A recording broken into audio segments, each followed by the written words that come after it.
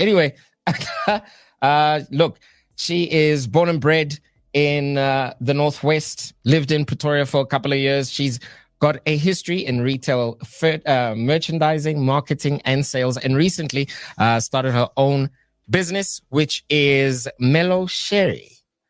Stash Mellow Sherry. There we go. Good morning.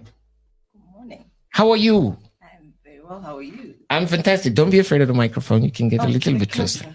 There you go. There you go. There you go. There you go. There it is.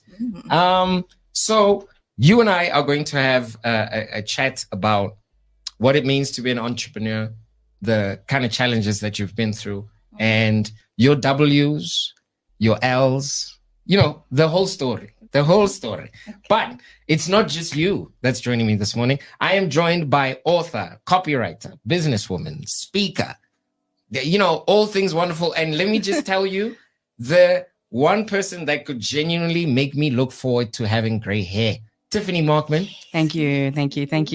How are you doing? I'm good. Your producer asked me if this was wisdom hair. I've never heard that before, but I'll take it.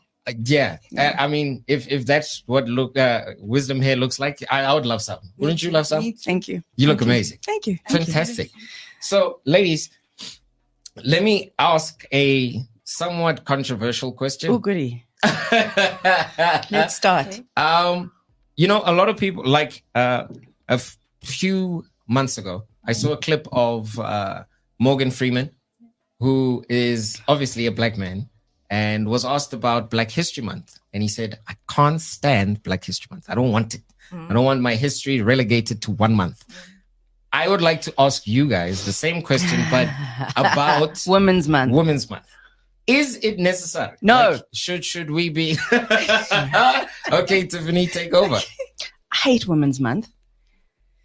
Not because we don't need a focus on gender parity in the world and in this country, and not because we don't need to elevate women's issues, and not because women don't deserve a focus. Right. I hate Women's Month because, and I'm so glad Tumi is here with me, because it's become about merchandising.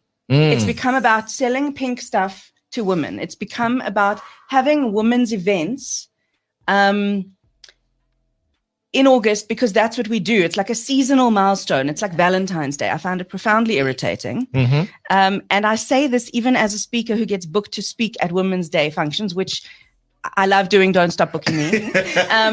But also, why are we only talking about this in August? And why is everything pink? And why must Prit have red glue for boys and then now it's pink glue for girls? And it irritates me. I'm irritated. I'm irked. Boitumelo, do you echo those sentiments? Are you of the same train of thought? I can understand it, ne? Yeah. But at the same time, I feel like the month being there, it's good to highlight certain issues. The pink and the everything, I also don't get, because there are more colors that women like, more colors than just the pink. Right. There are other colors out there. But then I can understand the need to emphasize a lot of the issues that are happening. But I think it could be different every year, not just looking at the women only. But I also see that the what they're trying to do with it. Yeah, it has a good and it's bad. I think with everything or a lot of things, there's a good and a bad to it. So on some level, we need to find a happy medium, right? So not all the pink and stereotypical stuff, but still highlight some of the things that are specific to women. Like in recent years, not even in recent years, for a very long time, the gender pay gap is a conversation that inflames a lot of emotions for a lot of people. I've come across a lot of research that would lead one to believe that there's a lot more to it than just saying, okay, men get paid this because they're men and women get paid this because they're women. And a lot of that comes from the industries and the jobs that women ultimately go into. And over the past 100 years, women in mass have kind of joined the working force for multiple of reasons. There's been wars, there's been a bunch of other things. And as a result, at this point, there is, I wouldn't say a large group, but there is a proportion of women that are doing significantly better than men. When you look at university graduates. You've got a lot more women graduating university than men, and so on and so forth. But should the conversation still be brought back to this is what men do and this is what women do? Or should we be looking at this entire thing as humanity? How do we best work with the skills that we have? It's a tricky one. I think it's, as a white woman, I always think, I don't ever want to be the kind of white woman who says I'm colorblind, right? I don't want to ever say I don't see color, because that's problematic, hugely problematic. And it means that you don't see privilege and you don't see all those other things that you actually have to see, and you can't really be an ally. I think it's exactly the same if we lump men and women together under this banner of humanity. Gender blindness is an issue, because then we're not solving the problem before we put everybody into humanity. We're sort of just creating this beautiful umbrella. In actual fact, I think that there are a number of deeply rooted reasons why men earn more than women for the same job at the same level. And one of them is that women don't like to ask for money.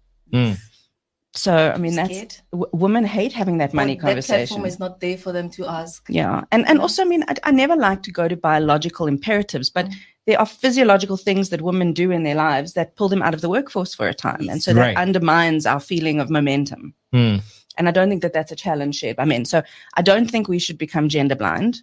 But I do think that Women's Month and things like Women's Month will only start to have meaning when we've dealt with some of the real issues and fewer of the, Women's Day functions in pink tents with pink gin. Can I say? Sure. Also, for me, looking at it, it's how about we just, especially in the workplace, how about you just get paid what you are good at doing? Before we put in the gender and the everything, how about I'm Boitumelo and I'm good at this and this is what I deliver and all of that?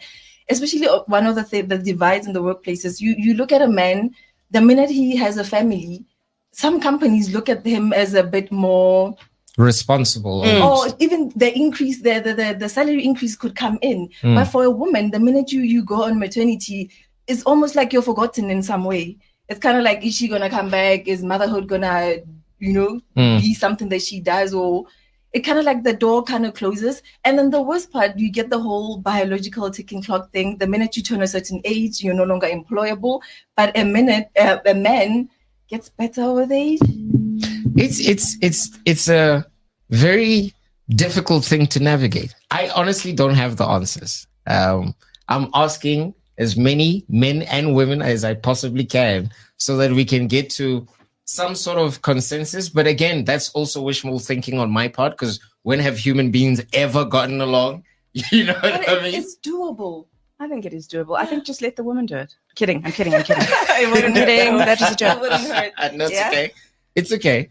I think it's possible. But it's also difficult to overlook the fact that we play very different roles in society.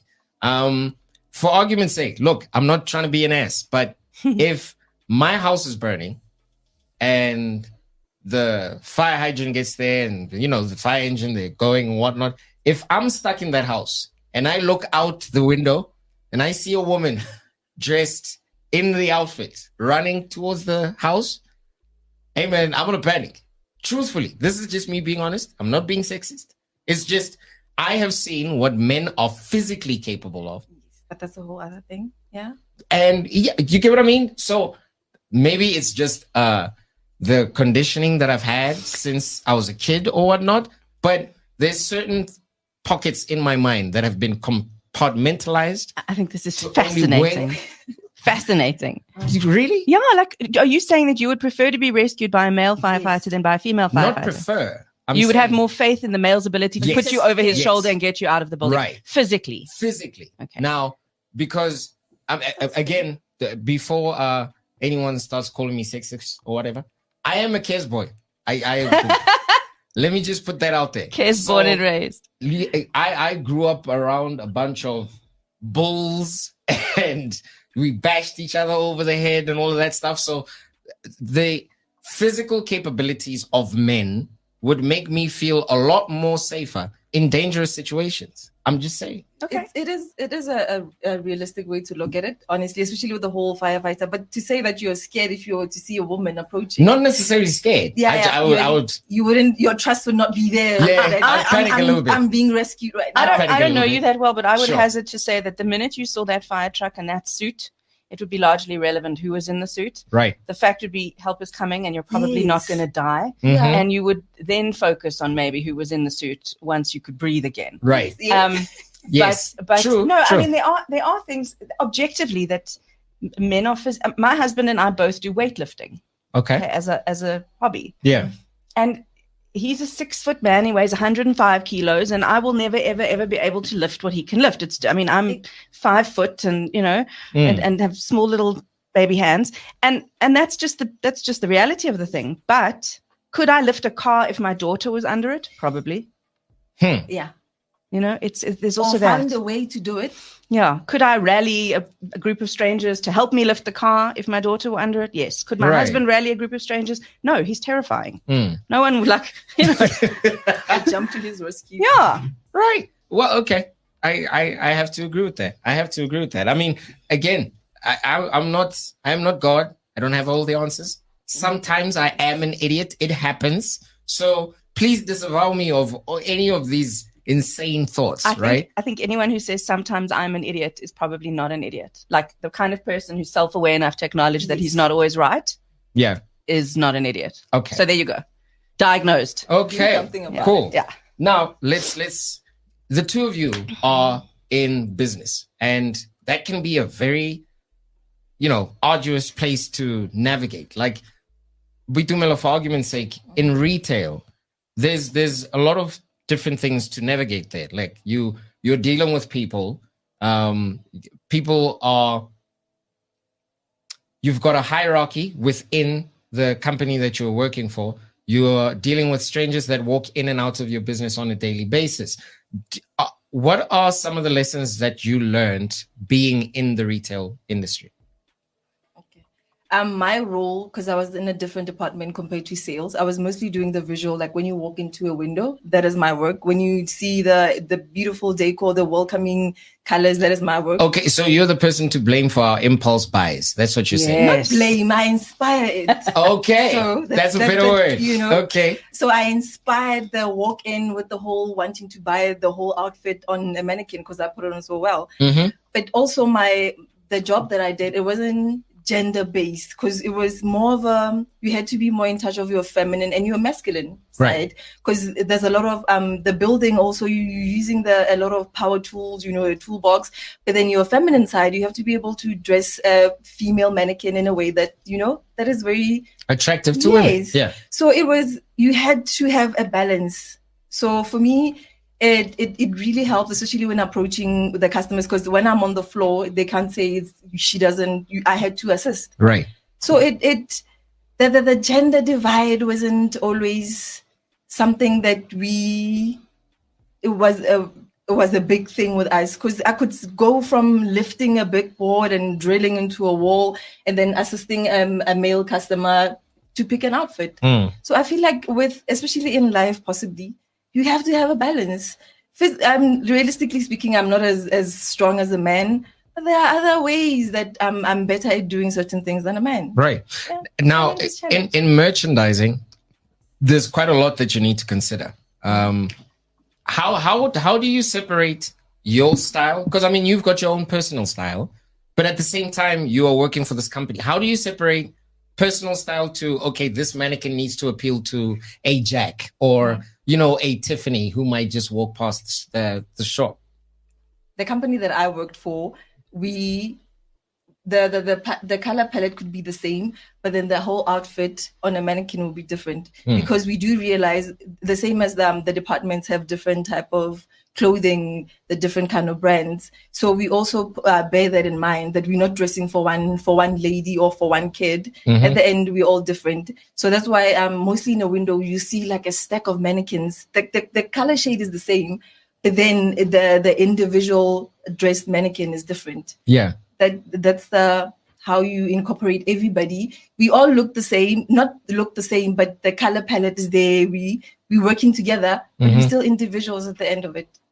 That's really cool. That's really cool. Because I mean, like, for most fools like myself, we just walk around expecting these things to be up. You know what I mean? You in the mall, you walk past Gucci and you're like, yeah, it should be like that. Meanwhile, there's actual real people who are making in like real time decisions to put all of the things, literally the world that we live in, right?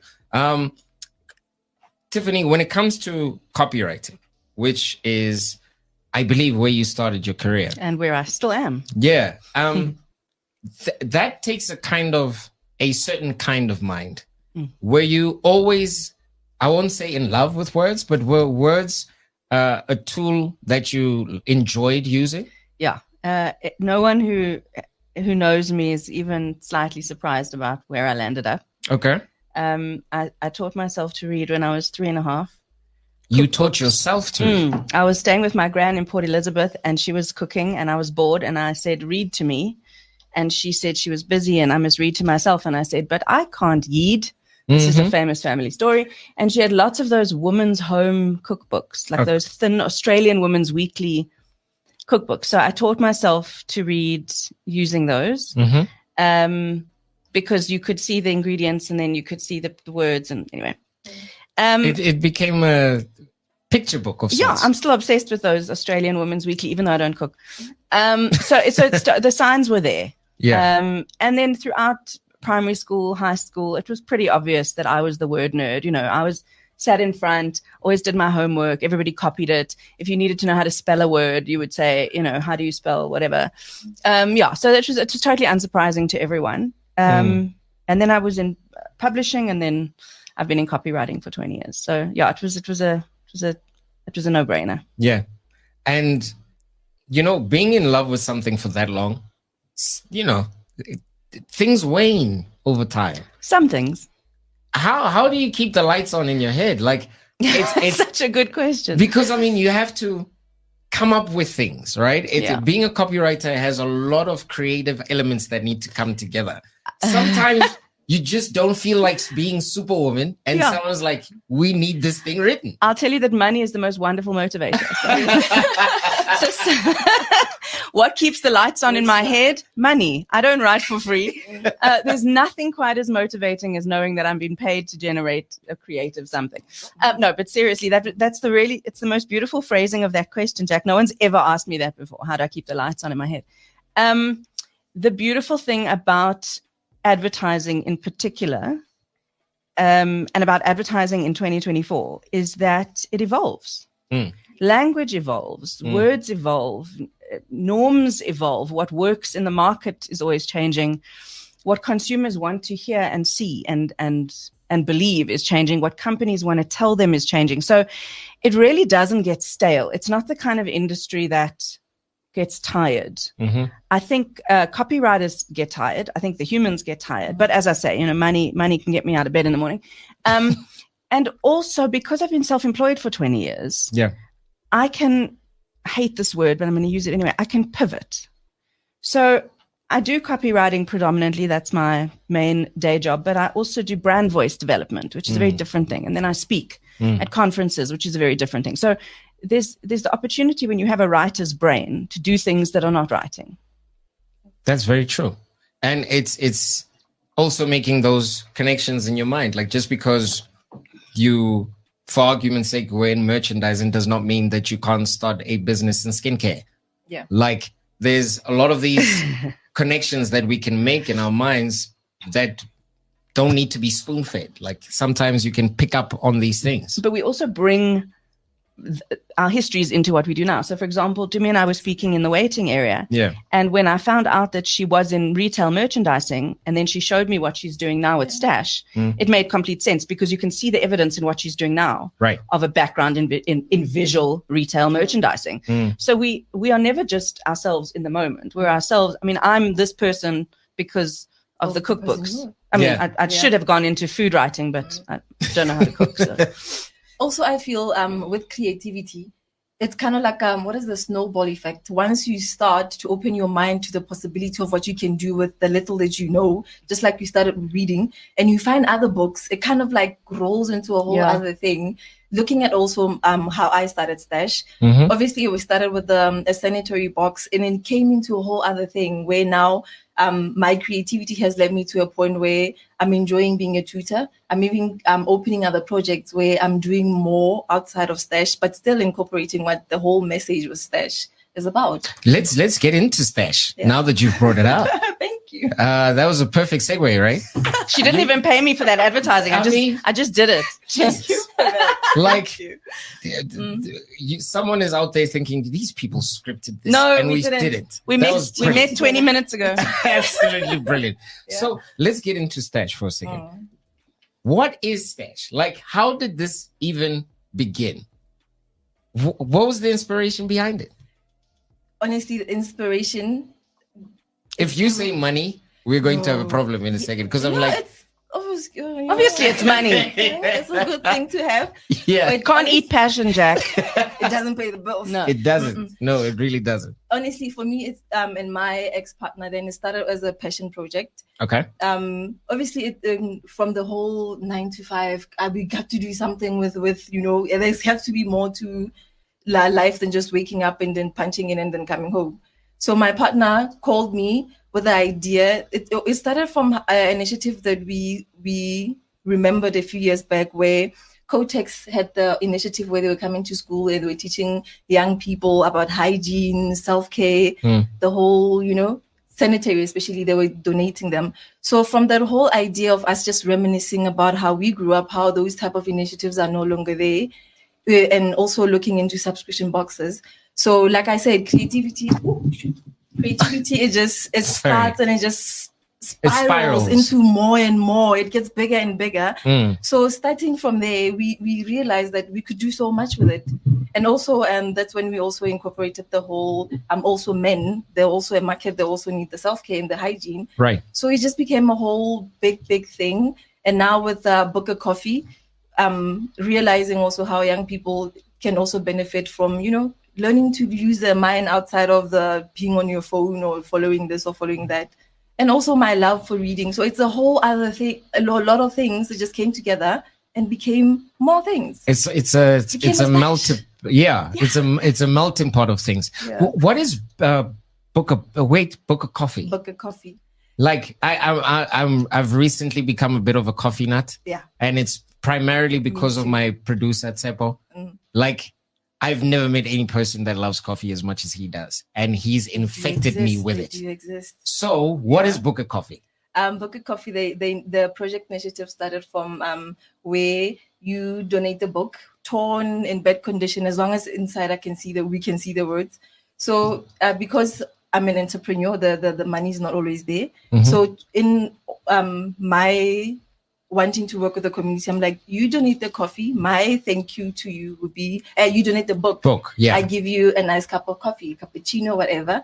And then by the end of the week or whenever, I just come together with a few kids, 5 years or older. We come together, we just read and, we stimulate our minds for a couple of 15 minutes, and I have little snacks, The coffee is more of a thank you, or, sort of like payment, but not exactly, but, just a little thank you. So it's like it's this cool bartering system where an exchange of information and a refreshing cup of coffee can be had.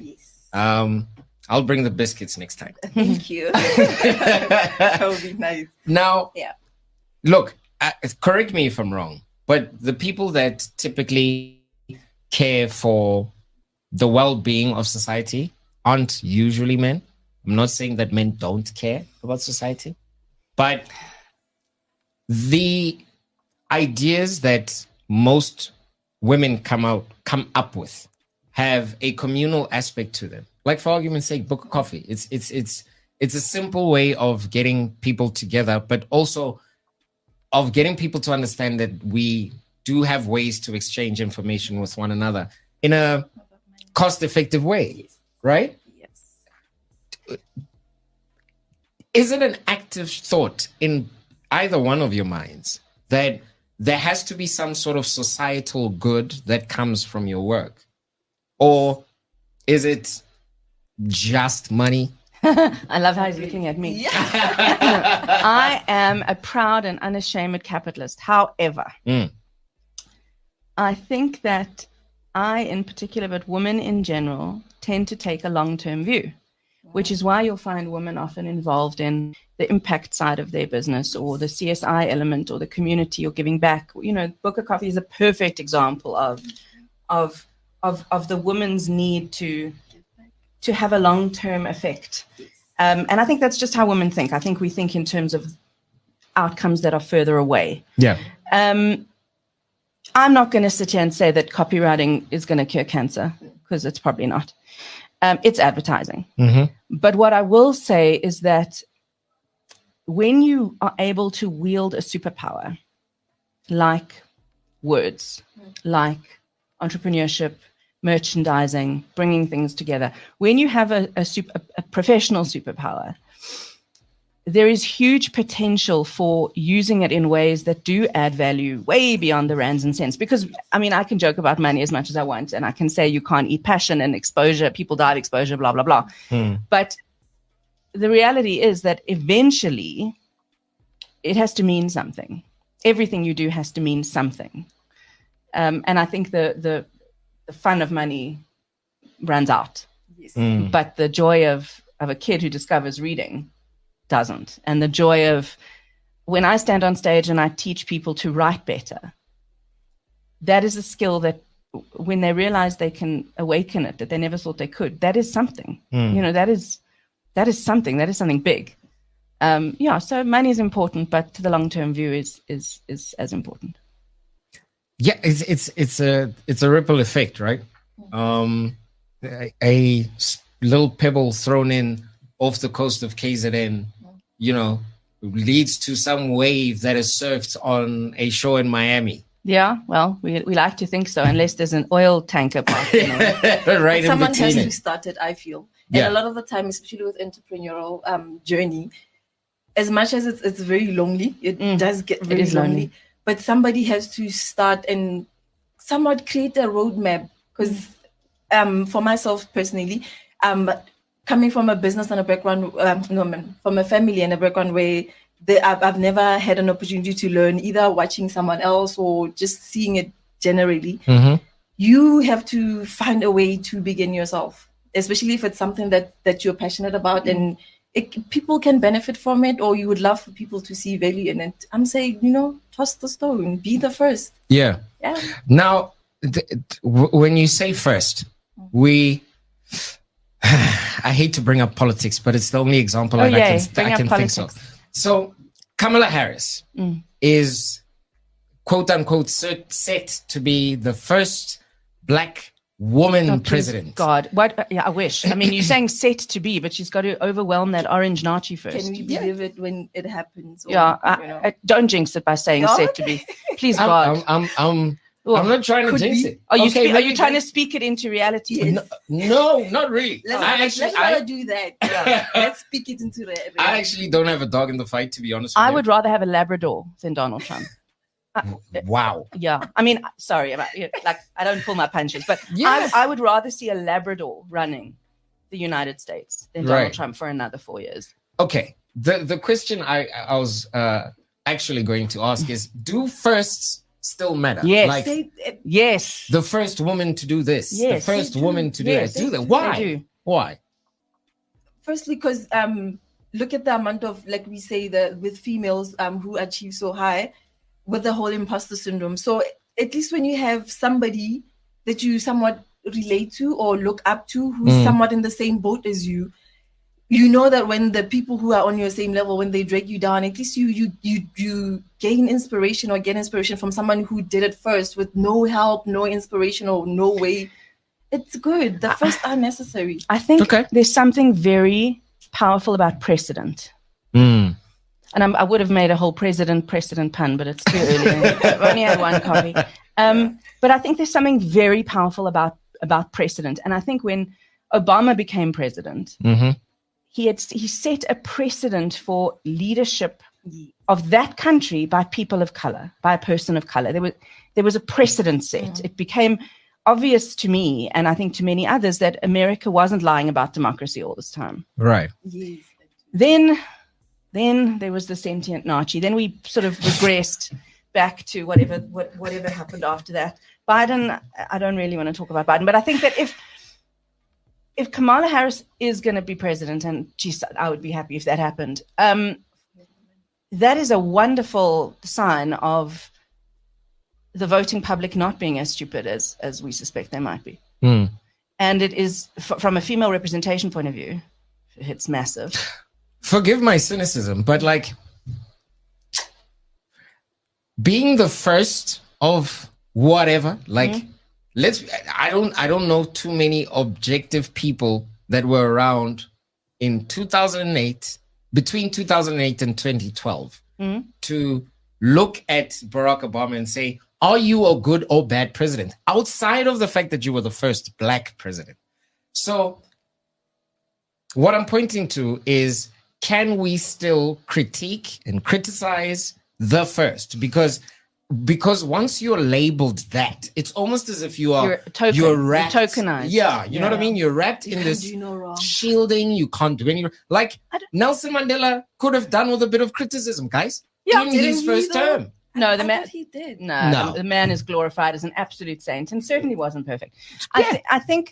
I think we should highlight firsts. I think we should edify firsts, but I don't think we should see firsts to the exclusion of everything else. And I certainly don't think the first deserves to go without critical assessment. Like I think Kamala Harris, if she does become president, will be judged extremely harshly, but as president, but as a woman and as a woman of color, and as a woman as a woman of color married to a white guy who's Jewish. I mean, it's just she's going to be judged harshly regardless.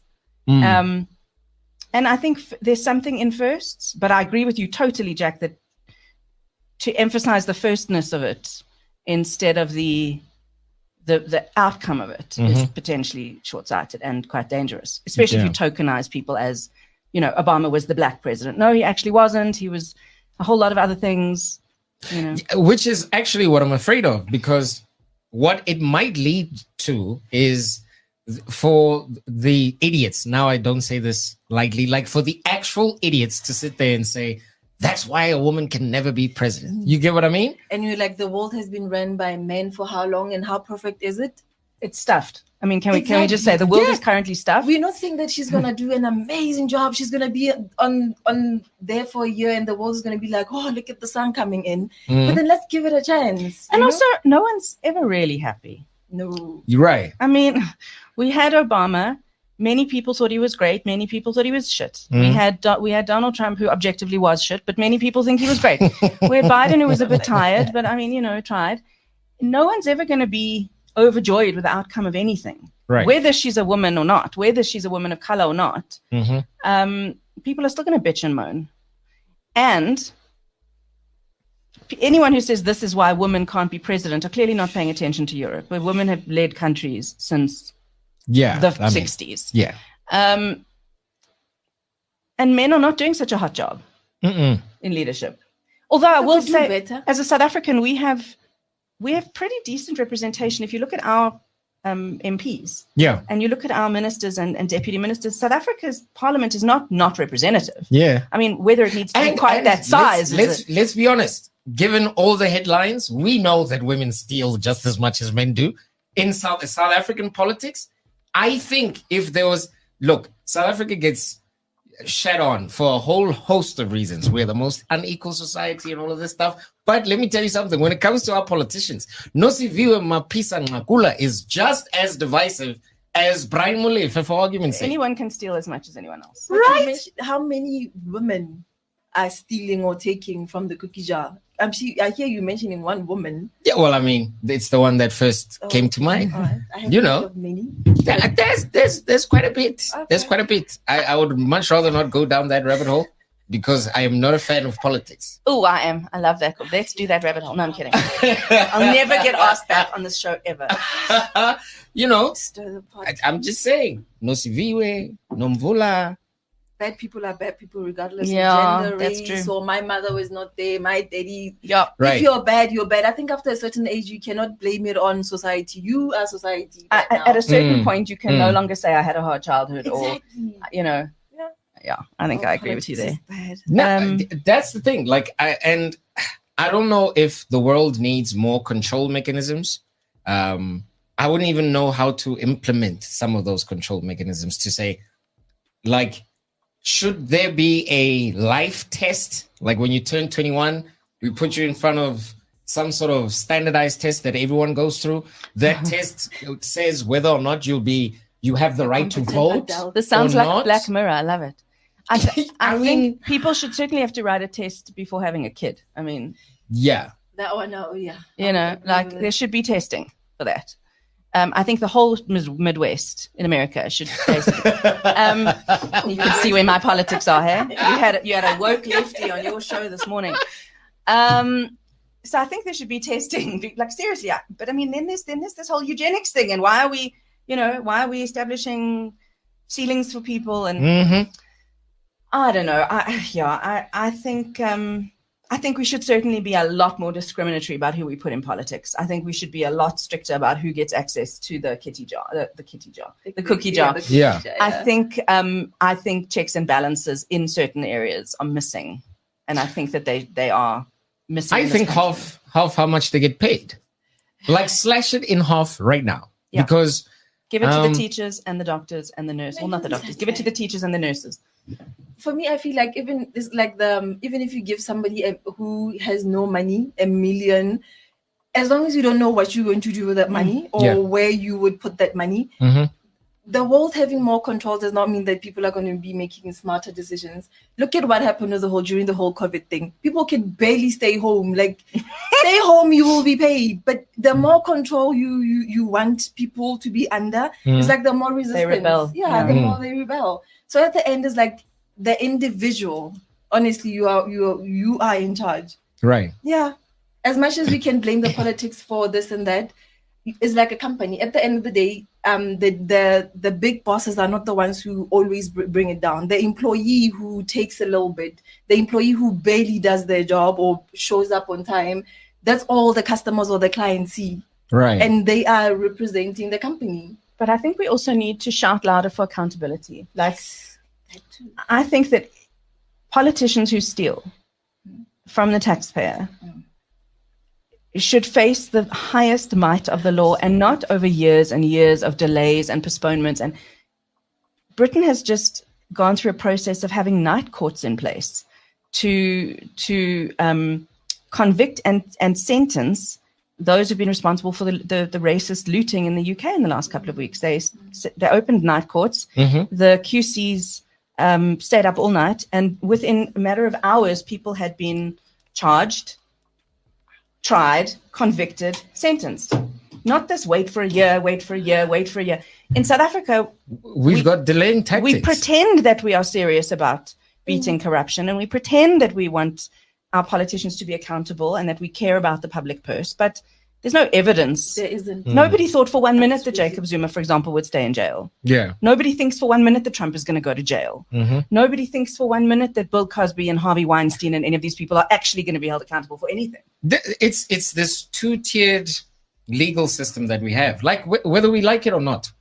Once people enter the public domain, there's a certain place that we put them in our minds. It's not like we put them on a pedestal necessarily, or we worship the ground they walk on, but I don't know, something about being in the public eye, and the everyday person sees that as this exalted status. Like, And they you become have to untouchable. be, you know what I mean? It's like, how dare you say that about this person, or how dare you attack that leader and whatnot. And I think from a South African perspective, we need a cultural fix.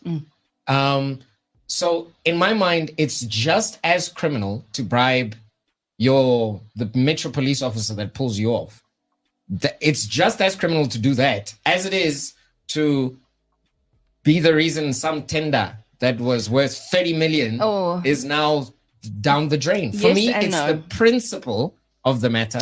and how the one kind of feeds into the other. But look, I don't think we should be bribing Metro cops. Let me say that first.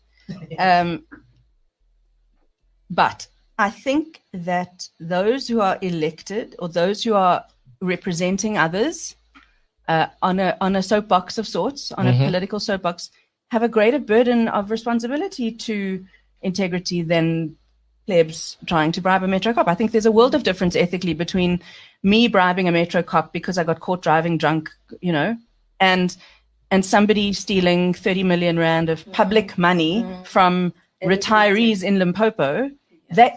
They need to be held to a higher standard than I am. They are in a position of power and authority, and they have the kind of access that requires. I'd like to respectfully disagree. You think we should all be as ethical as each other? Yes.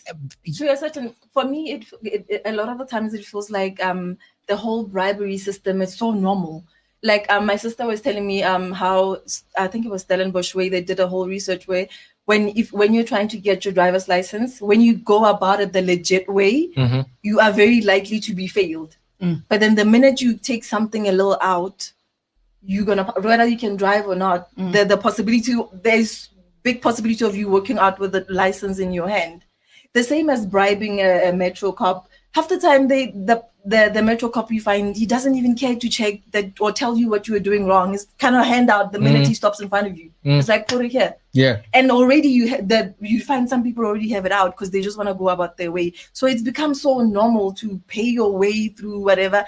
It's like even with the politicians, they mentioned today that so and so stole this much money. And that's all you hear about it. Right. You're never going to know what happened to him. Did he bring the money back? Did they deduct it from his salary? No, please. You hear it and it's like, that's it. Do you really think we're all equally accountable? I think so. And because it's how it stacks up to me in my mind.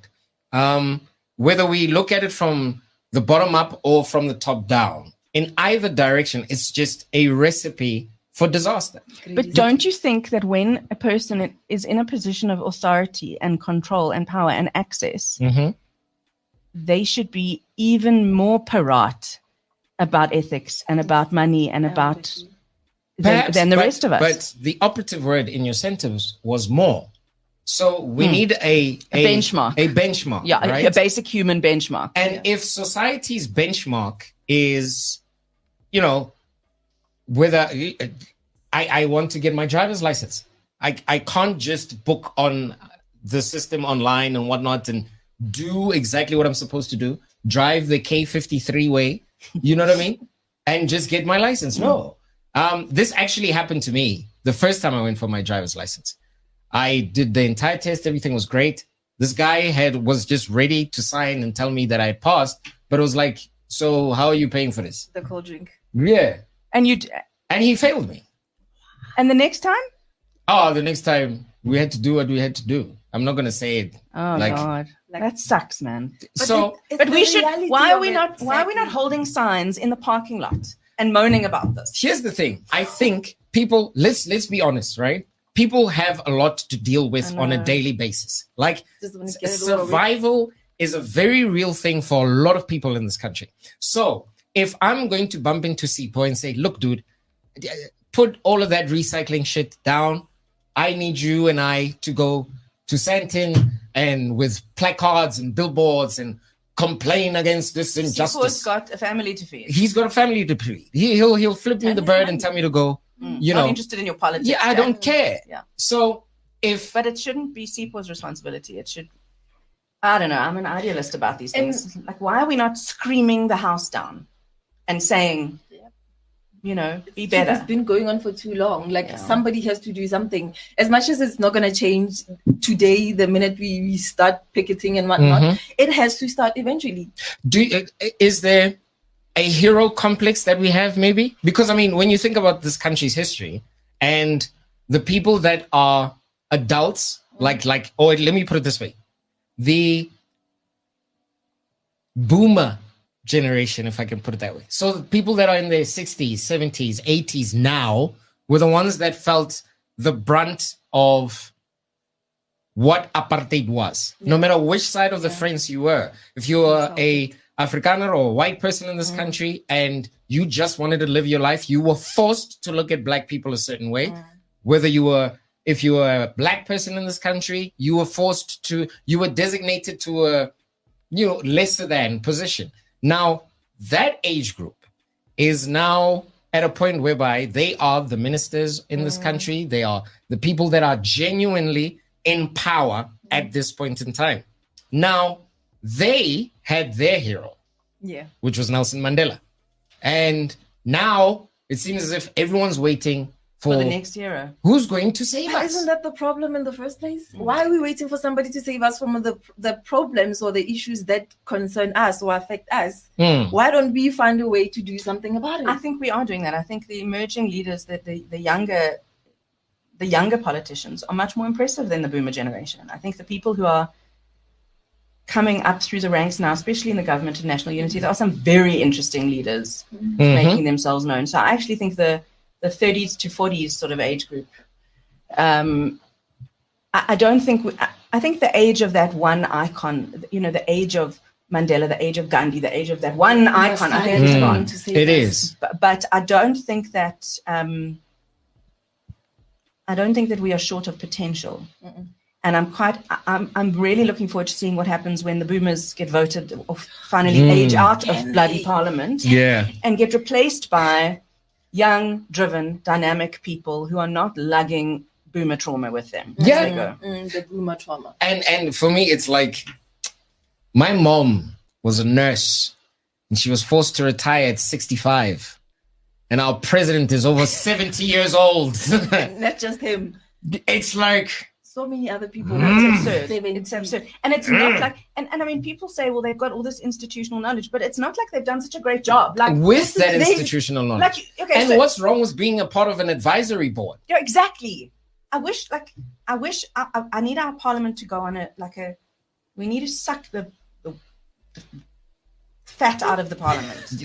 And I don't mean that weight-wise, I mean that human-wise. Too many people. But we could do a bit of weight-wise. We're not going to do body shaming. Perhaps. There's no body shaming. Perhaps. But anyway, Mapelo says, Jack, there's a difference between someone who pays a bribe with the money he worked for to save themselves from being arrested and someone who steals from other people. That is theft. Wow. That's an interesting way of looking at it. It is an interesting way of looking at it. Because it's like, look, man, I did work for this money. And it is mine. It's supposed to make my life easier. And at this point in time, I've got a bit of a hindrance here. And his name is Sergeant Kokobela. And he's willing to take whatever amount. Yeah. But for me... I mean, I think there's a difference between corruption and theft. Mm-hmm. But I think that, Mapelo, while your point is totally valid, I think you also have to own that being willing to pay a bribe, especially with money you worked hard for, is a form of corruption. It is. Yes, it's a different form, but there's an ethical compromise being made either way. Yeah. So I think as long as you accept that you're okay with making that ethical compromise and that by doing that you are technically part of the problem. Also, for me, I feel like my thing would be, imagine if you're stopped for, I don't know, an expired license or whatever you can pay your way out of.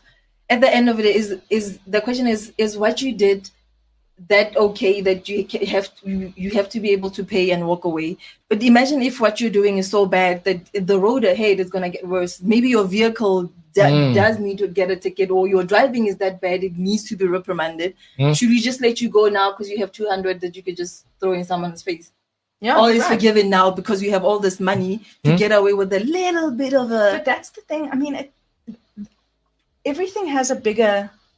So think about Donald Trump. I know I'm obsessed. Who doesn't pay taxes because he earns so much money and is able to leverage tax dodges based on the way tax legislation in the US works. So the richer you are in the States, the less tax you pay. Because there are all sorts of vehicles to accommodate the not paying of tax. That's like... It's what happens in the big sense when someone like me, I don't know, puts through an entertainment slip where I know that I only spoke about business with that client for 5 minutes, but I put through the whole slip as an instant.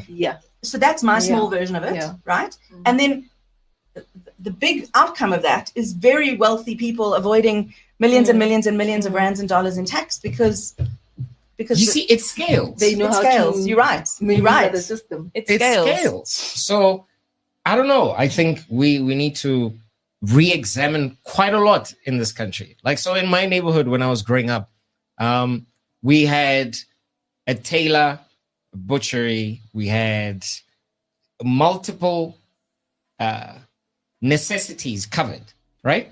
We had a bakery. So we didn't have to outsource a lot of things. When I was sent on an errand, they wouldn't give me the house address. They'd tell me the person's surname. So you're going to Ntatedi Khale. You're not going to 64 whatever street. You know what I mean? The sense of community where all of us held each other accountable, and because that's also important. It's as idealistic as I would like to be, to say, hey man, why doesn't everyone hold themselves accountable? That's nice, but you need checks and balances, right? No man is an island. And if that butcher were Skellum and giving you like rotten meat or whatever, the community would take say, them to task. I mean, they'll come together. Yeah. Right. I'm not killing us. I'm not saying vigilante justice is the way, but I'm saying communities get what they tolerate. Yeah. Yes, absolutely. Right? Even with individuals.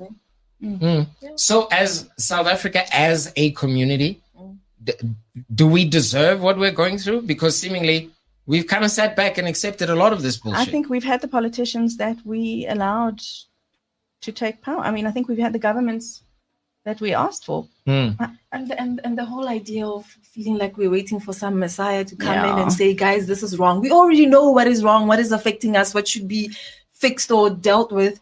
But then for us to wait and like, yeah, but someone else should show us how to fix our own issues. They affect us. It's like, look at every time there's a strike or whatever for whatever load shedding back then, and you find that people are going to the very same schools that their kids go to, and they're stealing and vandalizing. And at the end of the day, where do you expect your kids to go after all of this quiets down? You're destroying your own environment because of your frustrations brought on by a very government that you're very happy to stand in a long queue for hours to vote for, wear their t-shirts. But anyway, we get the governments we deserve, unfortunately. Okay, ladies. Look, let's get rid of all of that depressing government stuff. But guys, I told you they're fascinating, right? I told you. So let's go back to the reason we got in contact with you two. Let's talk about your businesses, where you would like to see them go, what future plans you might have. So essentially what I'm saying is, let's plug the hell out of your business. That's what I'm saying. Do you want to go first or should I go first? I'll go first. Okay. So I, as you've gathered, have opinions for days. Yes, you do. So my by the way, sorry to interrupt you. Yeah. Your talk on imposter syndrome was really great, by the way. Thank you. It was deeply insightful. Thank you. Yeah. Thank you. Guys, check it out on YouTube. It's unbelievable. Thank you. So I'll use that as the segue to my shameless plug, which is I give talks on stuff. I give talks on uninstalling imposter syndrome. I give talks on how human beings can use AI to write more like humans. I talk about social media. I talk about marketing and messaging and how to have creative ideas. And so if you need a speaker who's pretty interesting and has a lot of opinions and will certainly give your audience techniques they didn't have before, then shameless plug. That's me, Tiffany Markman.co.za. Standing by to speak at any gathering that it doesn't have to empower or elevate. I will just come and teach people stuff. I always say I'm not a motivational speaker. I'm a post-motivational speaker. So I'm the person who, I'm not going to come tell you a story about climbing a mountain and overcoming obstacles and how, I was poor when I was young or whatever. I'm going to teach you how to do stuff that you didn't know how to do. Right. Ooh. Fantastic. Yeah. End of plug. Love that. Boitumelo, over to you. Stash. Yes. Curated self-care arrangements. It's a variety of boxed goodies for self-care that you can use for everyday uses. Functional, thoughtful, generous, you could share. But currently I'm focusing on Booker Coffee. Back in the home state in Soweto, where I've joined a couple of guys, men who are excited to give back to the community. So we're doing a lot of tutoring on every subject. Like currently now I'm involved, I'm sort of learning with a grade 10, also relearning to do accounting. So I'm doing that for now. So a lot of the projects are around just teaching kids, learning with them also, and myself also to grow my business myself. Never too old to learn something new. That's for sure. Yeah. So there you have it, ladies and gentlemen. Listen, I can't thank the two of you enough. Whenever we send out interview requests, like we add the caveat that, look, it would be great if you come into the studio, but we can send you a link to join online. And online has a very different vibe to it. Whereas when you're in the studio, you know, there's an energy there. So I can't thank you enough for taking the time to, you know, the entire schlep, getting your way into the studio. It's much appreciated. This was a fascinating conversation. I had so much fun. This is great. There you have it. Boitumelo Makati, as well as Tiffany Markman. Thank you. Thank you. Thank you. So there you have it. It's the pod with Jack Motlanthe. That's how we wrap it up for this Tuesday morning. I hope you had some fun while you're out there. I definitely learned a lot. Can you imagine? We started off with psychedelics and somehow ended up solving South Africa's problems and how we need to be better as a country. But listen, I had a really cool conversation with Paige Badenhorst, who took part in the Olympics. That will be released a little later on today under our Candid Conversations. You'll just have to like and subscribe. Podcast Party. Thank you so much. So, as I say at the end of all of my shows, to the world, you might be one, but to one, you might mean the world. So how are you going to change someone's life today? Have a good one.